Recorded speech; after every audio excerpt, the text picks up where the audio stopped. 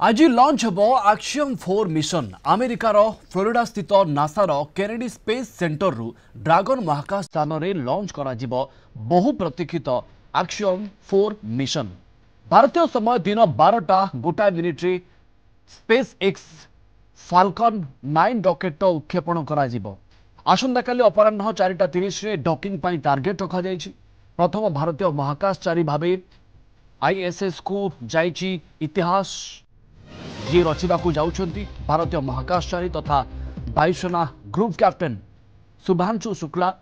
ए mission रे शुभांशु सहित America महाकाशचारी पेगी व्हिटसन रहिछंती, पोलैंड स्लाउच ओजिनाल्स्की रहिछंती एवं Hungary mechanical engineer Tibor Kapu crew सदस्य भावे रहिछंती। 14 दिनिया मिशन समय महाकाशचारी आईएसएस रे विश्वव्यापी जनसंपर्क कार्यक्रम यह सहित माइक्रोग्राविटी गवेषणा एवं प्रयुक्ति विद्या प्रदर्शन करेंगे। एक्शियम स्पेस एक्स एवं इसरोर यह मिलित अभियान 1984 महाकाश यात्रा करते राकेश शर्मा। 40 वर्ष पर शुभांशु यह द्वितीय मानव महाकाश अभियान 1985 अक्टोबर 10 उत्तर प्रदेश लखनऊ में जन्मग्रहण करते शुभांशु। से जड़े अभिज्ञ टेस्ट पायलट एवं इसरोर गगनयान मिशन पर चयन करा 4 जन महाकाशचारी मध्य जन। शुभांशुंकर 2000 घंटारू अधिक उड़ान अभिज्ञता रही। 1984 महाकाश यात्रा करते राकेश शर्मा। 40 वर्ष पर यह इतिहास रचिबा जाउछंती। प्रथमे मे 29 एक्शियम 4 मिशन पर समय धार्य होता, परवर्ती समय मिशन उत्क्षेपण को विभिन्न समय घुंचा जाइथिला। डॉक्टर शुभेन्दु पट्टनायक महाकाश विज्ञानी आम सहित जोड़ी होती प्रसंग उपर अधिक आलोचना करने। डॉक्टर पट्टनायक आपन को स्वागत करी। आज लॉन्च होगा जाऊँगी एक्शियम 4 मिशन कौन सब प्रक्रिया एपाई रे आम दर्शकों को आपड़ कहे। देखो यहाँ गोटे बहुत प्रतीक्षित लंचिंग बोली आम कहीपर यहाँ गोटे साधारण अन्य लंचिंग भली तार जो प्रक्रिया रही से प्रक्रिया दे गति कर। प्रथम कथा गोटे लंचिंग पूर्व गोटे काउंटडाउन करा जाए पाखापाखि 24 घंटा पूर्व जो कि से काउंटडाउन समय से रॉकेट टीर समस्त जंत्रपाति गुड़ी को परीक्षण कर परीक्षण जदि सब ठीक ठाक थाए तापर लंचिंग करा जाए। तो यही प्रक्रिया लंचिंग करा जाए। प्रथम महाकाश को जी आज प्राय 12:04 समय लंचिंग हम एवं प्राय 14-15 मिनिट भितर से निर्दिष्ट कक्षपथ पहुंची जाए।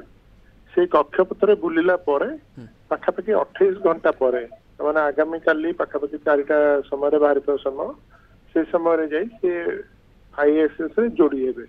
आईएसएस रे जोड़ी गला से भितर प्रवेश करेंगे एवं जहाँ आपण कहते अनेक गुड़े वैज्ञानिक परीक्षण से करेंगे। 14 दिन काल से रहा से पृथ्वी पृष्ठ को फेरी आसवे एवं से भारतीय हिसाब से प्रथम भारतीय भाव में इंटरनेशनल स्पेस स्टेशन को जीवे एवं द्वितीय भारतीय भाव में महाकाश को जीवे। निश्चित भाव में डॉक्टर पट्टनायक टिके डिटेल आम दर्शकों को आपड़ कहे एक्शियम 4 मिशन स्वतंत्रता कौन एवं एथिरु फायदा कौन हम। देखो एक्शियम 4 कहले यहाँ गोटे स्वतंत्र मिशन जो कि 4 जन वैज्ञानिक जाउछंती। ता भितर हमर जो रही शुभ्रांशु शुक्ला से होती ग्रुप कैप्टेन से लीडर भाव में 4 जन को लेकिन जाउछंती। आ प्रक्रिया आमर इसरो आ नासार मिलित उद्यम होची। यहाँ भारत पे गोटे बहुत गुरुत्वपूर्ण ये जे आगामी दिन में आम चंद्रयान मिशन क्षमा करेंगे आगामी दिन आम गगनयान मिशन ने आम भारतीय महाकाश यान जड़े भारतीय को महाकाश को पठेबार योजना रखीचु। तेणु निश्चिंत भाव में जो अनुभूति जो काम कर अभिज्ञता से निश्चिंत भाव में बहुत सहायक हम भारत को।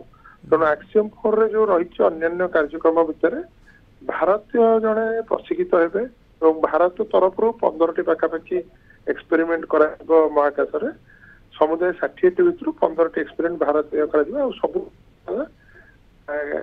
जो शुक्ला ग्रुप लीडर माने से कैप्टेन हिसाब से संपूर्ण अभियान परिचालित करेंगे।